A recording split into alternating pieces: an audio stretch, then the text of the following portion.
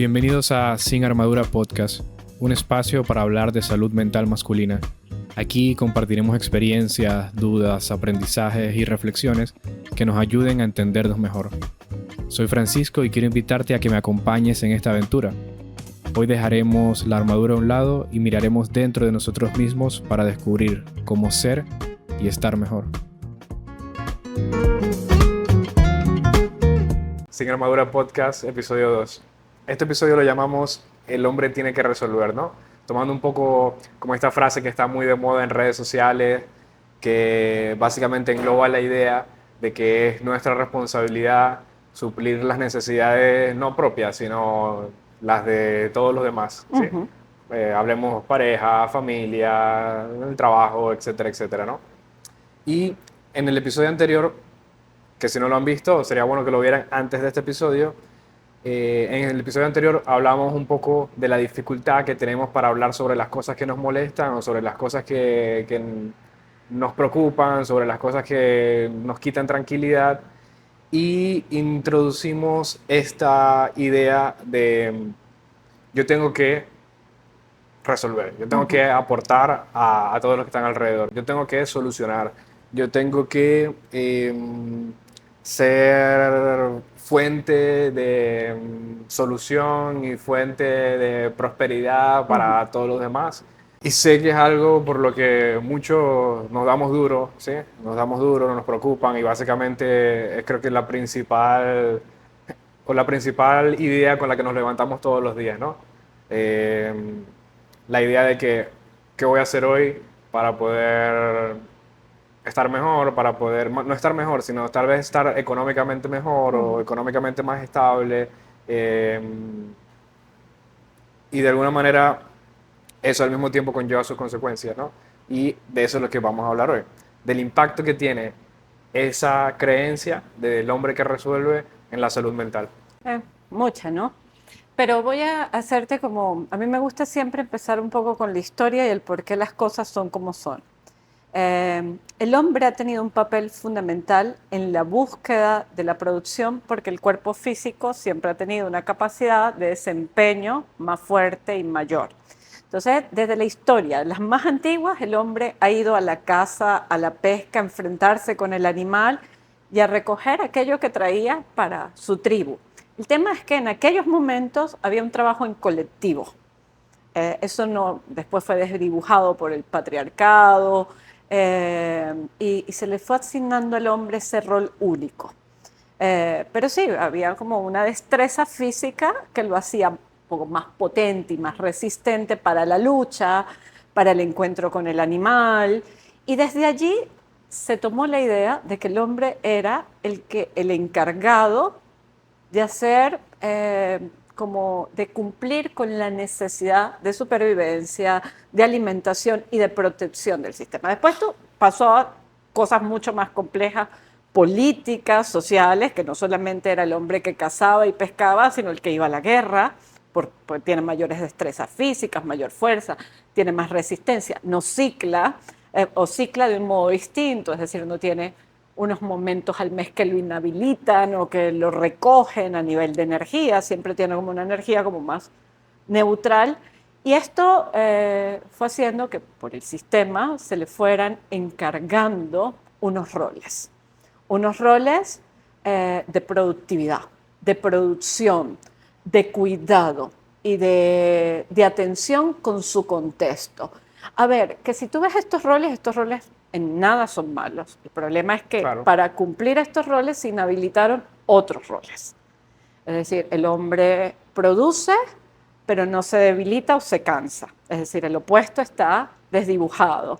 El hombre va a la guerra y enfrenta al adversario, pero no puede sentirse triste o traumatizado después de la guerra. El hombre tiene la capacidad de tener visión para el negocio, para la empresa, pero no puede mostrarse ni cansado, ni agotado, ni en burnout, ni débil de creatividad. Es decir, siempre tiene que estar en un estado óptimo de producción.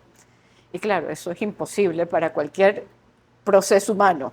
Es decir, esto no solamente es imposible para el hombre, esto es imposible para cualquier sujeto humano. Los estados de creatividad necesitan de ciclos, los estados de productividad necesitan de ciclos. Entonces se le fue impidiendo al hombre los roles de descanso, de pausa, de recogimiento. Y bueno, mucho más complejo, los estados de vulnerabilidad, de sensibilidad, de suavidad, de decaimiento, de recogimiento. Era como que esto no estaba habilitado.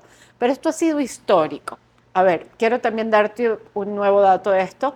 Este término utilizado en redes sociales, porque esto salió de hace como 5 años para acá, se vuelve a rescatar y vuelve a salir como toda esta cantidad de TikToks, Instagram, Reels, todas estas cosas de yo necesito un hombre que resuelva, también viene con una caída que sucedió con los movimientos feministas del rol masculino. Es decir, yo te comentaba incluso como en nuestras conversaciones, que yo siento que los hombres quedaron frente a estas luchas necesarias, quiero aclararlas, muy desdibujados, como Sí. muy no incluidos, también les costó mucho incluirse, no saben cómo enfrentarse. Entonces pasaron de ser los que guiaban a la familia durante 500 años y quizás más, dirigían todo, sí, bueno, pero en los últimos 500 años de la era industrial era el que estaba al frente, a que las mujeres empezaran a estar muy al frente, a hacerse cargo, y quedaron como muy desdibujados, sin entender mucho qué hacer. Claro. Entonces vino esta otra polaridad, que pasó como en los últimos 50 años, de hombres que los llaman también, que también son muy mal llamados, femeninos o invisibles, o que no tienen capacidad de producir o de resolver, que al final eran hombres perdidos en su rol. Ni podían ser esto, ahora no sabían qué hacer, entonces quedaron como muy desconectados de su poder, de lo que sabían hacer ya no servían, no podían hacerlo. Entonces, y con pocos cuestionamientos, por eso estamos haciendo esto, para invitar cada vez más a los hombres a cuestionarse, a ver desde dónde quieren estar en sus vínculos, desde dónde quieren estar socialmente, pero quedaron muy desdibujados. Y entonces empezó otra batalla nueva, sí, porque ahora las batallas son en redes, de los hombres ya no saben resolver, necesitamos que resuelvan. No saben cambiar bombillos, los cambiamos las mujeres, no saben pagar las cuentas, ahora no invitan, jamás te hacen un regalo. Entonces aparece este término otra vez un poco creo que desde el sesgo negativo, no solamente para ustedes, sino para nosotros, porque da mucho que pensar y porque también es una forma nueva de maltrato para ambos géneros. Entonces creo que quedaron como muy desorientados y se vuelve otra vez a pedir al hombre activo y sí, productivo. Yo creo que personalmente, ahora que lo estabas hablando, recordé una experiencia de hace unos 8 o 9 años, algo así. Venía saliendo del supermercado con una chica y yo hice como el amague de querer agarrar las bolsas de mercado y todo lo demás, y ella súper ofendidísima como, oye, no tienes que hacer eso, no es necesario. Y yo, bueno, estaba recién llegado aquí a Colombia, y para mí fue extraño, ¿no? Porque era como una actitud muy normal que siempre había tenido, y después de eso vi que como que estaba empezando a normalizarse eso, o a crearse como esa, digamos, idea de que ayudar a una mujer de alguna manera era verla como débil, ¿no? Era invalidar. Exacto. En cambio ahora, desde los últimos años para acá, es como he vuelto a sentir como esa exigencia, digámoslo así, de, oye, ábreme la puerta del carro, carga las cosas pesadas, todo eso y lo demás. Entonces, que obviamente no es algo que me pese o con lo que tenga que luchar, pero sí confunde mucho, ¿no? Es confuso y por eso creo, esto es muy mi invitación personal, que cada vez los movimientos deben unirse más para poder entenderse, ¿no? Para poder entender el movimiento feminista, debe unirse con el movimiento de los hombres para poder llegar a acuerdos de cómo debemos, para estar con mayor integridad y respeto, establecer nuestros roles, ¿no? Como desde el humano, más allá desde el género, cómo podemos interactuar donde yo no pueda ni invalidarte, pero tampoco agredirte, pero tampoco dejarte de cuidar y viceversa, ¿no? Que empiece a ser como un proyecto más integrativo. Pero para eso, pues tenemos que entrar en situaciones de diálogo, Sí. no situaciones polarizadas de exclusión y de abuso, donde ustedes tienen que ser más activos y más participativos y más involucrarse en el proceso, y pues también las que nos encargamos, como de las luchas feministas más abiertas, a establecer esto, el diálogo, la psicoeducación, el acompañamiento, el hablar de nuestras necesidades, el hablar lo que infringe. Pero volviendo un poco al tema de esta funcionalidad, a mí me parece que desde la infancia empieza a haber una división, Fra. Una división entre el yo productivo, que todos lo tenemos y lo tenemos habilitados, que para mí es un poquito más profundo, un yo creativo, un yo generador, y el yo sensible y el yo emocional, que no es tan productivo, porque yo te lo decía en el capítulo anterior, la emocionalidad, si algo caracteriza, es como que nos inhabilita ciertamente. Cuando estamos sintiendo o experimentando experiencias emocionales, la verdad es que no estamos tan productivos. La verdad es que no tenemos la capacidad, la banda ancha de nuestro cuerpo y de nuestra mente no está para hacer. Entonces, cuando esta división se da como algo polarizado, pues lógicamente lo que empieza a suceder con el sujeto, en este caso los hombres, es que polarizan un aspecto de su personalidad. Esto es lo que se ha visto. Yo sigo encontrándome hombres que llegan a consulta.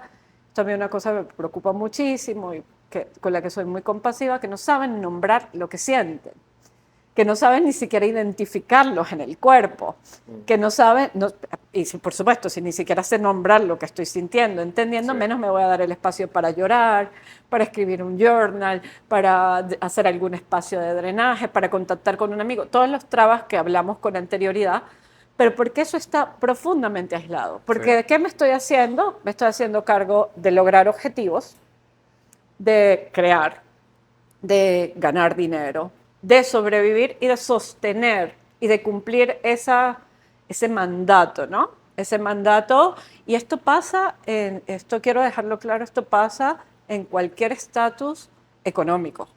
Es decir, yo veo hombres de bajos recursos metidos en este rol y que tienen años donde se inhabilitaron la expresión afectiva, y veo hombres empresarios importantes que los ves rígidos, tensos, contraídos. Yo te voy a, más adelante que vamos a hablar de esto, cuál es el efecto del sistema nervioso en esto, los ves rígidos, tensos y contraídos y con niveles muy altos de estrés que normalizaron, en estados profundos de emergencia, que normalizaron porque, bueno, están continuamente en el hacer.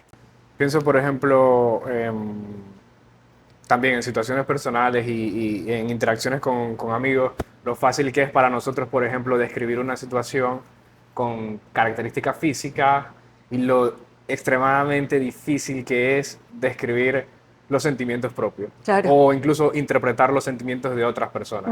Es como que existe una dicotomía fuerte entre, por una parte, hacer, producir, y por la otra parte, sentir, empatizar con las otras personas.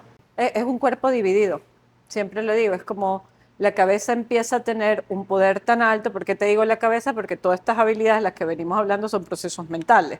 Entonces la mente empieza a ser este dios gigantesco y lo que queda totalmente desplazado es el estado emocional, toda la parte límbica, emocional, emotiva y toda la parte corporal.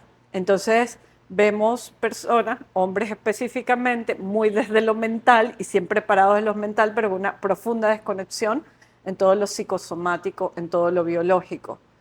Y por supuesto no hay reconocimiento de cómo se habita una emoción, porque bueno, si yo ni siquiera sé cómo son mis sensaciones, sí, a ver, se sienten incómodas, las habito en el cuerpo, todas se traducen, esto es muy, muy común en lo masculino, todas terminan traducidas o en rabia o en ansiedad. Es decir, me siento incómodo, ya no aguanto el cuerpo, se vuelve profundamente como incómodo estar en el cuerpo, siempre con una inquietud, una energía muy avasallante, una intranquilidad, el no poder dormir, el no poder descansar, la cabeza me pesa, y empieza a haber síntomas muy físicos, pero que detrás habían una cantidad de sensaciones emocionales que no fueron codificadas. porque eso no se habilitó.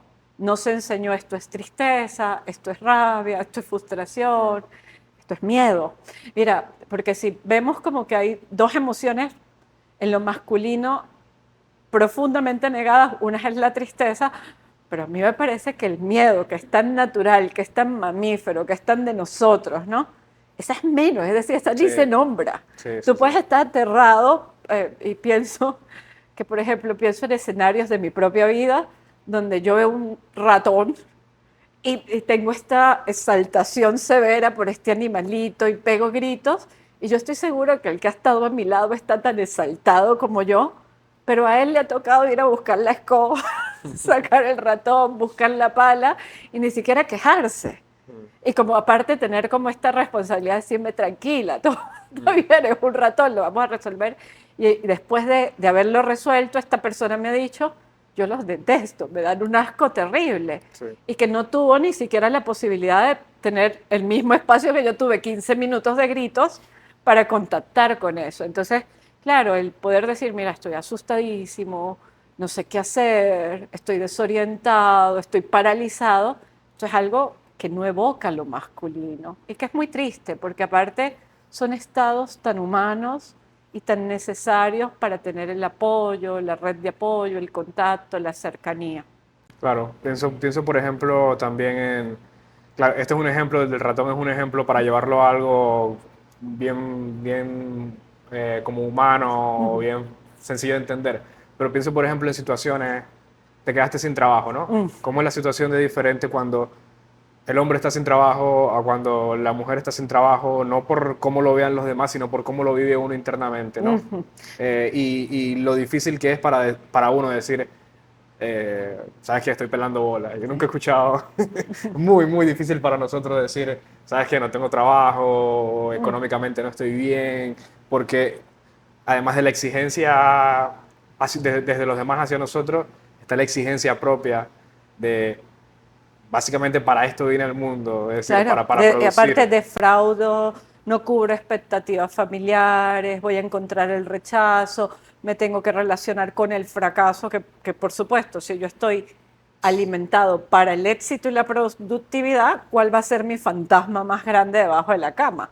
El fracaso, no puedo ni habilitarme a pensar en él y estar pasando por esto es terrible. Mira, tú sabes que siempre lo digo en voz alta, la causa número uno de la depresión masculina tiene que ver con la pérdida laboral. Es decir, las mujeres toda la vida hemos sufrido vincularmente, los hombres también lo hacen, no quiero, pero a ver, cuando tú ves a un paciente en episodio depresivo masculino, siempre está relacionado o con el dinero o con la pérdida laboral o la pérdida de identidad laboral. Lo cambiaron de puesto, hubo alguna traición económica, algo que está relacionado con lo que tenga que ver la producción y el dinero. Y pasa otra cosa que me parece siempre muy increíble, es que lo viven, es decir, hay una inmovilización, como es la depresión en sí, que es una tendencia a inmovilizarse, a paralizarse, a una pérdida de energía, unas rumiaciones severas, una cantidad de comportamientos como muy obsesivos, pero aún estando allí, porque tú evalúas todos los criterios diagnósticos, le dices al paciente, mira, estás viviendo un episodio depresivo y tiene sentido que estás viviendo una experiencia sumamente estresora que te lleva a esto, el paciente no lo identifica, el paciente hombre no lo Sí. identifica como depresión. No, eso no es tan así. No, ¿y cómo crees? Esto es como depresión, ¿qué Para es nada, eso? si yo me Es levanto todos decir, los y días aparte yo no estoy sufriendo, Sí. yo no estoy sufriendo y no me he sentido triste. Entonces, y cosa pasa muy distinto con la consulta femenina. La mujer llega ya autodiagnosticada de yo creo que estoy deprimida. Claro. Es decir, yo creo que estoy deprimida y me estoy sintiendo mal. Entonces, sigue siendo la causa número uno. La pérdida laboral, la pérdida económica, la deuda, que todo tiene que ver con lo Sí. mismo, tiene que ver con el manejo de la economía, el dinero, la producción y la protección, ¿no? Aparte, dejando claro que, por supuesto, el dinero es un elemento que nos da protección, nos da supervivencia. Sí. Todos los seres humanos caemos en estado de alerta cuando carecemos de él porque vivimos en un mundo que necesita Es dinero. lógico. Forma parte de la supervivencia natural. Nuestro cerebro, cuando siente que no tiene para crear o para sentir estabilidad, que la estabilidad de un espacio de vivienda, de comida, de alimento, entra en el peor estado de alerta. No podemos sobrevivir, es decir, está la posibilidad de que nos muramos en el proceso. Sí. Entonces, ahí entra, pero para el hombre esto tiene una mayor carga. Y creo que ahí como que encontramos el por qué esto es un problema, ¿no? O sea, el por qué es un problema, porque hay un imaginario que tenemos en el que nuestra razón principal para pararnos todos los días es ser productivos, ¿no? Claro. Y como lo decías, no es natural ser productivos todos los días. Van a pasar cosas en la vida que te van a impedir ser productivo, te van a botar del trabajo, va a caer una pandemia que El país va a arruina entrar en todo. crisis, te va a tocar migrar, no sé. Mil cosas que a la final no nos dejan cumplir como este propósito, pero al no estar habilitados, al no saber cómo convivir con esas emociones, entonces llegan los problemas como depresión, como que otros problemas llegan. No, mucho. Por ejemplo, estaba pensando que las adicciones están íntimamente relacionadas con todo este ciclo. Normalmente lo que sí se habilita al hombre cuando es productivo es me voy a tomar un whisky o me voy a tomar 3 cervezas todos los días porque estoy increíblemente cansado. Muchísimos empresarios en el mundo necesitan sustancias como la cocaína para poder sostenerse en esos ritmos. Entonces empiezan por el otro lado, como por los caminitos de al lado, empieza a haber consumos de sustancias, consumos de fármacos para poder sostener esos ritmos que no son ritmos físicos, que no son ritmos lógicos al cuerpo. Entonces, y bueno, empieza a aparecer otra cantidad de cosas a nivel del sistema nervioso. Aparece el burnout, que es la sensación no es una cantidad de síntomas crónicos donde el sistema nervioso entra en un estado de quemarse, como que su funcionamiento se enlentece, pierde posibilidades de respuesta. Entonces, los procesos mentales se alteran, hay cansancio crónico, dificultad en el procesamiento de la información, desregulación emocional intensa, a ver, es como que el cuerpo lo detienen de golpe, es como le bajan un enchufe. Y este estado, que la gente muy mal lo utiliza, es un estado que no dura 3 días, es un estado que se extiende en un umbral de casi 6 meses, 1 año. Y que salir de él cuesta mucho, mucha recuperación al sistema nervioso. Y por supuesto, un sistema nervioso en un estado de burnout nos lleva a que un sistema inmune se debilite. Entonces empiezas a ser un virus caminando. Sí. Es desarrollar enfermedades estomacales y cardiovasculares, que son las más comunes en los hombres, sobre todo las cardiovasculares o las cerebrovasculares. Entonces, que esto es otra cosa que no dije, Fran. El paciente con más índices de ansiedad es el masculino y que más desarrolla problemas cardiovasculares. Entonces, todo esto está unido y está unido a la cantidad de eficiencia y de acciones diarias que tiene que cumplir, que un cuerpo natural no da abasto. Es decir, todos estamos sumergidos en esto, todos los seres humanos. Es decir, si nos ponemos a ver los roles que hacían nuestros parientes cavernícolas, a los que hacemos nosotros, esto es una locura. Es decir, esto es un momento de verdad locura. La cantidad de funciones que nosotros hacemos en un día, más la sobreestimulación que tenemos en otras áreas. Entonces somos padres, somos trabajadores, mandamos emails, hacemos un montón de cosas diarias, pero aparte llegamos, cocinamos. Tú comparado con lo que era el hombre antiguo, tú dices, nosotros estamos sobrepasados. Pero hemos ido elastizando ese cuerpo físico a poder sostener eso, pero eso con mayores límites y problemáticas. Es decir, ya a los 40 años estamos teniendo cualquier tipo de diagnóstico y cada vez hacemos más diagnósticos de salud mental. Entonces, hay una cantidad de cosas, adicciones, burnout, estrés crónico, enfermedades de trastornos emocionales, mucha más ansiedad, mucha más depresión. Y yo pudiera decir que, por supuesto, los niveles de violencia aumentan porque hay un cuerpo sobresaturado y las respuestas funcionales y lógicas se van disminuyendo. Un cuerpo sobrepasado lo único que va a estar es reactivo, Claro. con respuestas defensivas, con respuestas rápidas. La parte de conciliación, de meditación, de resolución, que necesita de silencio, pausa y descanso, están inhabilitadas.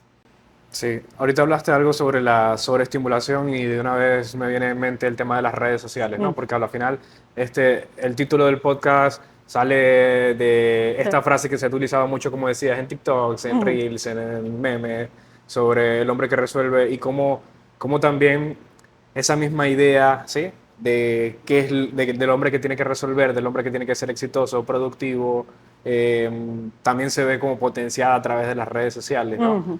En este momento sucede algo muy, muy grave. Mi papá hace 40 años tenía la demanda cultural y social de ser productivo, pero en este momento es ser productivo, guapo, accesible, educado, feminista, cripto, cripto Cripto, bro. men, cripto bro, esta cosa. Es decir, son muchísimas cosas. Es decir, fuera solamente que, bueno, productivo, pero ahora tienes que ser productivo y bello. Ahora tienes que ser productivo y delgado. Ahora tienes que ser productivo y comer bien. Y bueno, pues todas las demás demandas, como tener buen trato, criar, estar presente. Es decir, antes el hombre era productivo, pero no se involucraba en la crianza. A mí me parece maravilloso que se involucre y es allí donde tiene que Sí. estar. Lo que te digo es que es criar, es mantener, es un montón de cosas, igual como nos toca a nosotras, pero al final son un montón de demandas y ahí es donde yo los veo perdidos, como son mucha demanda. Y aparte tengo que ser bello, y aparte siempre tengo que estar disponible, y aparte tengo que tener inteligencia emocional y sin saber mucho cómo me compro todo esto. Entonces ahí es donde empiezan los intentos fallidos, un montón de cosas. Otra de las cosas que vemos bastante en redes sociales es este del 50-50, ¿no? Okay. Que viene como también de esto de resolver, ¿no? De que en algún momento, hace no muchos años, el brindar una comida, una cena, todo lo demás, estaba como, oye, yo también, las mujeres, yo veía muchas mujeres que decían, no, yo también trabajo, yo puedo pagar, es Ujú. decir, me estás insultando al decirme que me vas a invitar a algo y ahora parece completamente lo contrario, ¿no? Que ahora ni siquiera el 50-50, mitad y mitad está bien visto, sino lo que se desea o lo que parece que se desea o lo que dicen en redes sociales es que el hombre tiene que pagar, ¿no? Y de que de alguna manera es muy distinto en diferentes partes, ¿no? En Europa es completamente diferente, lo normal es que cada quien pague lo suyo. En Italia, por ejemplo, también es diferente, hay una cosa que se llama la romana, en la que toda una mesa se divide la cuenta, no importa quién haya pagado y Ok. lo dividen en partes Y diferentes. que haya comido, que haya comido. Sí. Es decir, todos son iguales. Y aquí, la verdad, no estoy seguro todavía como que, ¿Qué quiere? que quiere, sí, porque muchas veces como que se espera, ¿sí? Que uno pague todo, otras veces está satanizado que uno Aquí pague algunas veces está satanizado que no pagues. Y no vuelven a salir contigo por pobre. por pelabora, sí. Exactamente. Entonces, la verdad, no sé exactamente qué se podría hacer. Mira, yo te lo digo como mujer, a mí esto ha sido un tema. Cuando estuve como en el ámbito de las citas, era un tema, todo un tema para mí, porque aparte, a ver, como hablando de los mandatos, como contándote algo muy personal, yo vengo de un padre muy padre en cuanto a la productividad. Fue un hombre, ha sido un hombre muy presente y siempre fue muy presente económicamente, pero el mensaje que nos dio a las hijas era usted estudie mucho para que nunca tenga que tolerar a un hombre y para que todo se lo pague usted. Entonces, bueno, yo he llegado a los vínculos pagando bastante.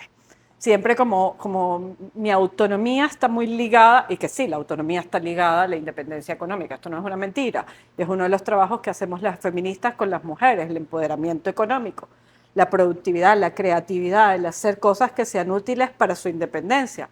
A ver, traigo este anexo, Fran, como saltándome un poquito, porque lógicamente la violencia, sobre todo la violencia de género, está ligada a la dependencia económica.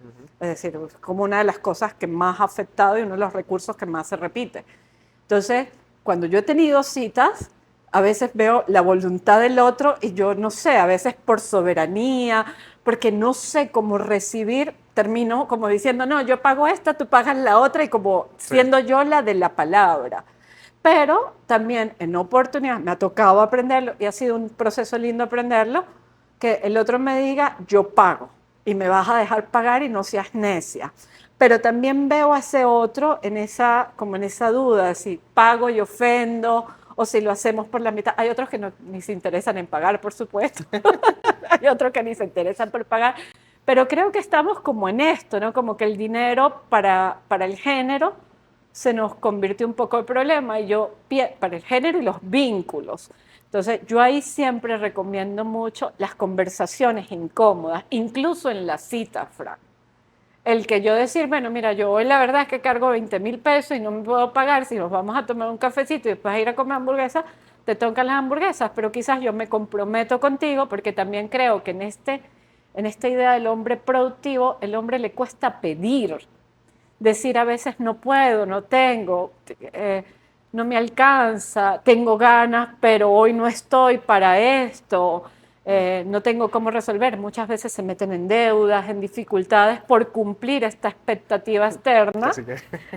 Entonces, creo que también es muy válido en esto de ir trabajando y de construyendo, que ya lo vamos a hablar, esto de permitirme también pedir y aceptar y recibir y hablar de lo incómodo, hablar de que a veces se tiene y tengo muchas ganas de compartirlo contigo y tengo ganas de darte y tengo ganas que nos demos cosas o nos demos espacios, lo que se quieran dar las personas, pero también a veces como el estar limitado es parte del ser humano, el no tener, el no poder, el no tener ganas, el permitirse ese estado de vulnerabilidad y poder nombrarlo, ¿no? Pero claro, para eso tienes que tener un locutor que esté un poco en tu misma sincronía y que te vea como sujeto, no como un objeto productivo. Sí, yo creo que una de las cosas que más molesta o incomoda o vuelve problemática la situación es el tema de la exigencia, ¿no? Porque muchas veces me he encontrado en esa situación en la que, por ejemplo, a mí no me pesa nada hacer algo, ¿sí? O brindar una cena, volviendo a este caso. Pero muchas veces en el momento en el que se convierte en una exigencia o una expectativa no conversada o no pactada, se convierte en esa fuente de ansiedad, ¿no? De, ok, yo tengo que cumplir con estas expectativas, esta persona espera esto de mí, no estoy hablando solamente de pareja, sino en muchísimos ámbitos, y no estoy hablando solamente de una cena, sino en todo el resto de cosas que involucran el cumplir con esa exigencia, que además no solicitada, Claro. no pactada, no conversada, que se vuelve como la fuente de la ansiedad, ¿no? La fuente de la incomodidad, la fuente de la autoexigencia, la Claro. fuente de la comparación también con los otros. Claro, yo desde la mirada gestaltista de la psicoterapia gestal, nosotros pensamos que las expectativas terminan siendo una gran cárcel. Es decir, es como un imaginario necesario de la mente, es decir, esto no, porque sea una gran cárcel no significa que la mente no va a evocar expectativas, pero que nos aleja mucho del presente y de la realidad y lo que de verdad está accesible. Entonces, el trabajo siempre, Fran, es bajar todo eso que está muy arriba. La expectativa siempre es muy idealizada, muy alta, muy demandante para todo el mundo, para el que la tiene como al que se le pide, y bajarla a la tierra y ver cuánto de esto de verdad está al alcance. Esto en todas las áreas, es decir, estamos hablando un poco de la productividad, pero cuánto de esto que yo me pensé del otro, que el otro tiene que cumplir, o lo que yo puedo dar, o lo que yo creo que puedo dar, pero lo que de verdad tengo para dar, eso hay que bajarlo a la tierra. Claro. Y bajarlo a la tierra, y no es que esté mal expectar, lo que está muy mal expectar si eso no se ajusta a la realidad. Eso, sí. Es decir, cuando esto está muy lejos y muy distorsionado. Cuando tú lo bajas a la tierra, que yo lo digo, lo vuelves presente, lo vuelves lógico, puede haber diálogo, puede haber encuentro, puede haber escucha, puede haber negociación. Dijiste algo sobre bajarlo a la realidad, que al final la realidad de las dinámicas personales o sociales son muy diferentes entre sí. Claro. Entonces como que no hay una fórmula que te diga, bueno, esta es la fórmula en la que te puedes evitar en la que te puedes evitar conflictos. A la final todo depende de poder hablar cuáles son tus expectativas, Claro. cuáles son mis posibilidades, Claro, ¿cuáles son mis realidades? con qué tipo de dinámica te sientes cómodo, y eso te evita un montón de problemas. Claro. Pero está tan satanizada, o sea, tan satanizada la conversación. Sí, por eso le decía el mucho. tema de las También conversaciones tan incómodas. vulnerabilizada en el sentido como de respuesta ofensiva. Entonces hay mucho silencio en los vínculos, pero me imagino que cuando hablemos a vínculos hablaremos de este como problema. Pero yo sigo insistiendo en que hay que tener conversaciones incómodas, que hay que decir lo que espero, hay que estar también ver lo que el otro está dispuesto a dar y lo que tiene la capacidad de dar. llegar a acuerdos, llegar a negociaciones y sobre todo, Fran, creo que una de las cosas que tiene que entender el masculino es que es un proceso de intercambio, no de liderazgo. Es decir, hay espacios que son del liderazgo. Yo manejo una empresa, estoy manejando la empresa y soy un líder. Pero a ver, cuando me vinculo en el hogar hay un equipo jerárquico similar. Aquí no soy yo el único sostén, es decir, aquí debe haber un intercambio, aquí debe haber un diálogo, aquí debe haber un dar y un recibir. Y para eso tengo que aceptar que no todo lo puedo hacer y para eso empezar como a resignificar valores, creencias, ideas, historias familiares, incluso trabajo con ancestros, ver como toda la demanda que han tenido los hombres de mi familia, los hombres de mi cultura, empezar a revisar un poco esto, ¿no? Creo que eso puede ser como la invitación a la claro, final de este espacio, ¿no? Porque muchas veces nos acercamos a ese tipo de escenarios sin tener claro como, bueno, esto qué me incomoda o con qué estoy cómodo o hasta dónde puedo llegar. Es decir, es como lo abordamos desde lo que nos han dicho que debe ser o como nos dicen todos los días en redes sociales y como las dinámicas en general, más que preguntarnos a nosotros mismos qué es lo que quiero yo, ¿no? ¿Qué es lo claro, que estoy buscando? Y creo que si uno se hace esas preguntas incómodas que requieren obviamente sentarse bueno, trabajar a creencias, trabajar, valores, ideas, resignificar, pero que aparte, una de las cosas por las que quiero motivar, nosotros somos culturas que podemos hacerlo, porque por ejemplo alguien del Islam no lo puede hacer, un turco no lo puede hacer, es decir, no lo puede hacer pues significa un exilio cultural. sí, No solamente significa un exilio familiar o de su casta, sino un exilio cultural. Todavía están muy restringidos en sus dogmas, que no pasa nada, es decir, no quiero herir sensibilidades, entiendo que hay una participación en esto, pero la verdad es que si algo tiene el occidental, es que tenemos la posibilidad y la apertura de decir, bueno, esto como que no me funciona, como que este traje no calza tanto conmigo. O yo puedo tomar esta manguita que me sirve y puedo tomar, a ver, voy a decir algo como muy sistémico, puedo tomar de papá esto, puedo tomar que papá le gusta hacer el mercado y pues le gusta un poco dirigir el tema de la comida, pero quizás hay otras áreas que yo puedo delegar, entregar, interactuar, etcétera. Entonces ahí va habiendo un intercambio, una solidez. Pero yo también, desde mi personalidad, desde mi identidad, desde mi posibilidad actual, desde este humano que soy yo en este momento, que es lo que tengo la capacidad de respaldar. exacto. Y bueno, pienso que siempre, como te digo, los trabajos psicológicos son muy hermosos, pero son muy difíciles, pero también son muy necesarios. Entonces creo que es como empezar a darle vuelta a dogmas, a creencias, a mirar mi contexto. Siento que es necesario encontrarse con papá, con el abuelo, con los tíos, con la cultura, de dónde venimos, y decir, bueno, mira, esto ha venido pasando y yo ni me lo cuestioné, me lo enseñaron, me lo introyectaron, me lo inyectaron, está en mí, ni siquiera sabía que lo habitaba, hasta que empecé a estar incómodo, triste, desgastado, ansioso. Bueno, ¿qué puedo hacer con este contenido? ¿Qué parte tomo? Porque todo contenido tiene cosas válidas, ningún aspecto es tan oscuro, siempre tiene como estas dos polaridades. ¿Qué puedo que tiene que ver conmigo y que definitivamente yo tengo que actualizar, desechar, Desmenuzar. desmitificar? ¿Ah?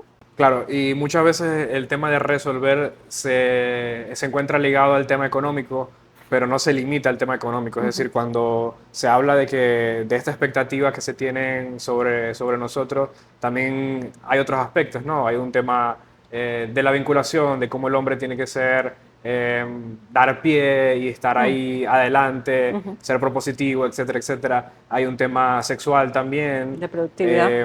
Hay unas expectativas, un montón de expectativas alrededor que están ligadas también con el tema de la vinculación, de cómo los hombres, o el papel que tienen, el rol que tienen los hombres con las parejas. Que eso lo vamos a hablar en el próximo episodio. El arquetipo del conquistador, del seductor, del iniciador del vínculo. Y el peso que esto ha traído a la historia, Fran. Porque primero nos ha inhabilitado a nosotras, a las mujeres, pero lo vamos a hablar bien en otro momento, de nuestra fuerza de seducción y de encuentro, nuestra capacidad también de elegir nosotras, si no siempre somos las conquistadas, esto nos pone en una posición muy pasiva, pero aparte a ustedes les ponen un rol muy duro, que a ver, algunos tienen la personalidad para, Sí. y se puede sacar provecho, pero hay un montón que lo sufre y hay un montón que lo pasa mal. Y bueno, me encanta que ese sea el próximo tema. Perfecto. Y como siempre, quería terminar como haciendo un par de preguntas Perfecto. que a la final es el objetivo del podcast, ¿no? Claro. Hacernos preguntas, preguntas incómodas, preguntas que nos hagan pensar y hablar de cosas que normalmente no hablaríamos o que nos cuesta mucho.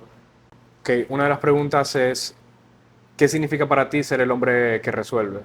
¿Y alguna vez te has sentido incómodo con no poder resolver algo?